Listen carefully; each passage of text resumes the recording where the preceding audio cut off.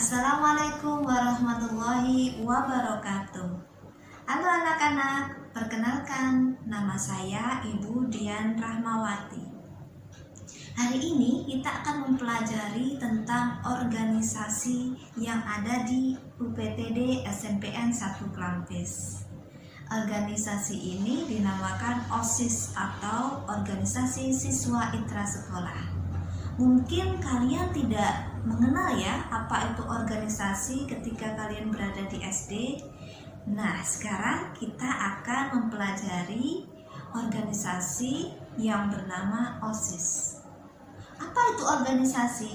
Organisasi adalah kelompok kerjasama antara orang yang akan mencapai tujuan bersama. Sedangkan OSIS yaitu wadah siswa untuk mencapai tujuan, kegiatan, pembinaan, dan pengembangan kesiswaan. Jadi, dalam suatu organisasi pasti ada struktur keorganisasian. Struktur yang paling atas, yaitu penanggung jawab atau ketua, adalah kepala sekolah. Di bawah kepala sekolah adalah kaur kesiswaan atau kepala urusan kesiswaan yang juga bertanggung jawab terhadap siswa-siswa atau kegiatan siswa di sekolah. Di bawah kaur kesiswaan ada pembina OSIS. Nah, pembina OSIS ini ditunjuk oleh kepala sekolah. Tugasnya apa? Tugas pembina OSIS adalah bertanggung jawab atas seluruh pembinaan dan pengembangan OSIS, mengesahkan dan melantik pengurus OSIS dengan surat keputusan, dan mengarahkan penyusunan AD/ART atau anggaran dasar, anggaran rumah tangga, dan program kerja OSIS. Yang terakhir juga bisa menghadiri rapat-rapat OSIS. Nah, setelah pembina OSIS di situ ada ketua OSIS, wakil ketua OSIS, sekretaris 1, sekretaris 2, bendahara 1, bendahara 2, dan sekretaris bidang. Maka ketua dan wakil ini ditunjuk atau dipilih oleh seluruh anggota sekolah, dari mulai kepala sekolah, guru, staf TU, dan siswa-siswi SMPN 1 Klampis.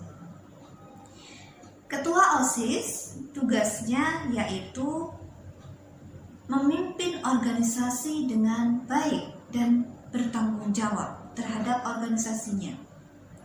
Memimpin rapat, mengkoordinasi semua aparat kepengurusan, menetapkan kebijakan, mengambil keputusan yang didasarkan musyawarah dan mufakat, dan setiap saat mengevaluasi kegiatan aparat kepengurusan. Wakil ketua OSIS gunanya adalah membantu ketua OSIS dalam setiap kegiatannya dan juga menghadiri rapat atau menggantikan ketua OSIS jika tidak bisa hadir dalam rapat. Sekretaris. Untuk sekretaris gunanya adalah atau tugasnya adalah mendampingi ketua dalam memimpin rapat, menyiapkan, mendistribusikan, dan menyimpan surat-surat serta arsip yang berhubungan dengan pelaksanaan kegiatan, menyiapkan laporan, surat, hasil rapat, dan evaluasi kegiatan, serta bertindak sebagai notulis dalam rapat atau diserahkan kepada wakil sekretaris jika tidak bisa atau berhalangan hadir. Sedangkan bendahara bertanggung jawab mengetahui segala pemasukan atau pengeluaran uang atau biaya yang diperlukan dalam kegiatan, membuat tanda bukti kwitansi setiap pemasukan atau pengeluaran uang untuk pertanggungjawaban, bertanggung jawab atas inventaris dan perbendaharaan, serta menyampaikan laporan keuangan secara berkala. Wakil bendahara juga seperti itu, gunanya adalah membantu bendahara jika berhalangan hadir dalam rapat dan juga membantu apa yang menjadi tugas bendahara.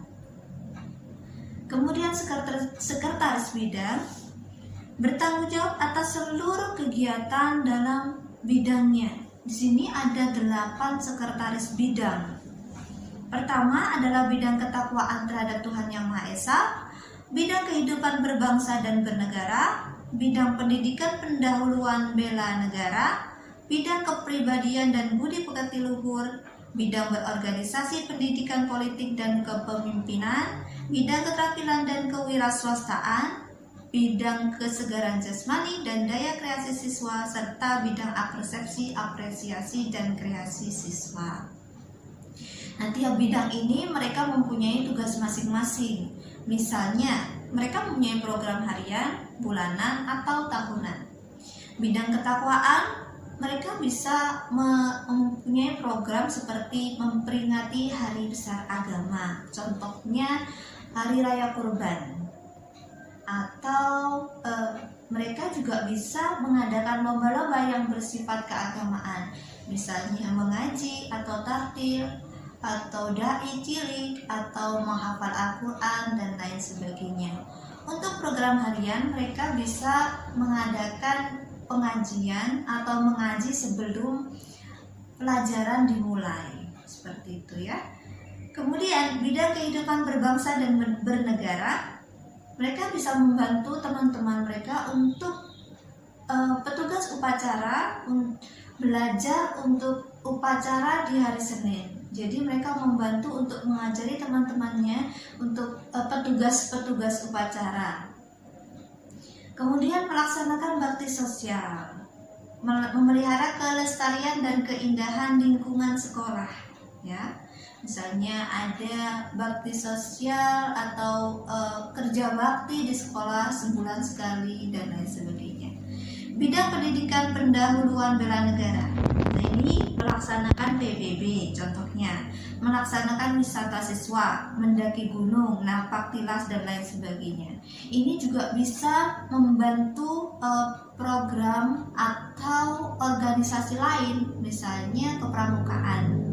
Jadi mereka bisa saling berdiskusi dalam programnya masing-masing dan bisa membantu satu sama lain.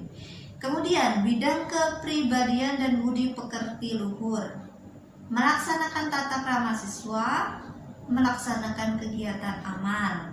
Misalnya jika ada temannya yang kesusahan, ada orang tuanya yang meninggal, maka pengurus OSIS menggalang dana untuk diberikan atau diserahkan kepada orang-orang yang membutuhkan. Bidang berorganisasi pendidikan politik dan kepemimpinan, mengadakan LDK, jadi latihan kepemimpinan siswa, menyelenggarakan forum diskusi ilmiah, dan lain sebagainya. Bidang keterampilan dan kewirausahaan, meningkatkan usaha koperasi sekolah. Untuk sekarang koperasi sekolah masih belum bisa berjalan ya, karena adanya pandemi ini. Semoga pandemi ini bisa cepat berakhir ya anak-anak. Kemudian juga mereka bisa membuat keterampilan dengan barang bekas, bahan-bahan bekas yang masih bisa didaur ulang. Bidang kesegaran jasmani dan daya kreasi siswa, contohnya menyelenggarakan lomba olahraga, menyelenggarakan senam pagi, menyelenggarakan kebersihan lingkungan yang dikreasikan berupa membersihkan coret-coret di dinding, meja, kursi, dan lain sebagainya, serta menciptakan barang-barang yang tak berguna menjadi berguna dan bernilai. Untuk terakhir, bidang apersepsi, apresiasi, dan kreasi, programnya menyelenggarakan berbagai macam pentas seni atau menyelenggarakan lomba seperti baca puisi, retell story, dan lain sebagainya. Banyak sudah kegiatan-kegiatan yang kita lakukan dalam 1 tahun ini. Misalnya ada LDK OSIS, LDK siswa, pembantu kepramukaan dalam LDK, kemudian juga seperti pentas seni tahunan, atau melakukan KTS atau KAS. KTS itu kegiatan tengah semester, adanya lomba-lomba, atau KAS kegiatan akhir semester. Untuk pemilihan ketua OSIS, mereka juga dipilih seperti pemilihan umum. Semua anggota sekolah mereka bisa memilih ketua OSIS secara jujur, adil, dan sesuai dengan hati nurani mereka.